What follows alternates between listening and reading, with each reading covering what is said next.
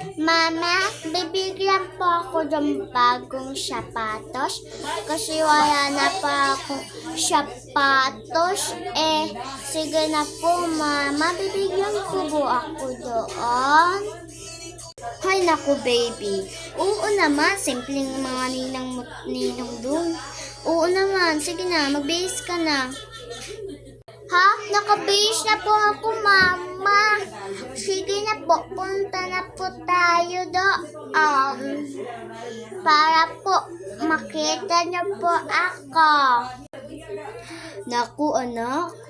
Di ko alam kung bibigyan ko dun. Baka hindi ka bibigyan niyan kasi nandiyan ang anak ng kamari. Mama, maagaw po yan sapatos. Di ba nung una, nung bibigyan niyo ako, inagaw niya pero binalik lang sa akin kasi luma na. Ayun ngayon, di ba ang luma-luma na? Bigyan mo naman akong bagong sapatos. Sige na po, Mama. Punta na po tayo doon. Baka malit na po tayo sa pamilya. Sige na, tara na. Punta na tayo doon. Baka malit pa tayo sa mga family. Ay, ang saya natin, anak. Ang saya natin, di ba? Ang saya natin. Ang saya natin. At pagod niya nga ako. Parang nahihirapan na po ako. Saan na po yun? Wala pa po ako nakikitang bahay Ay anak, ayun na malapit na tayo. Excited ko talaga anak.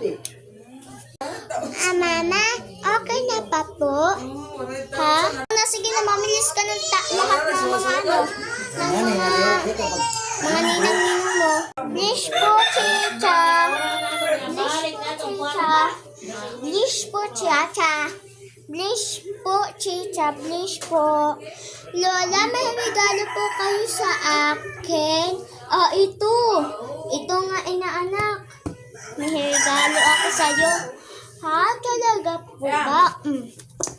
Kugusin nga kita.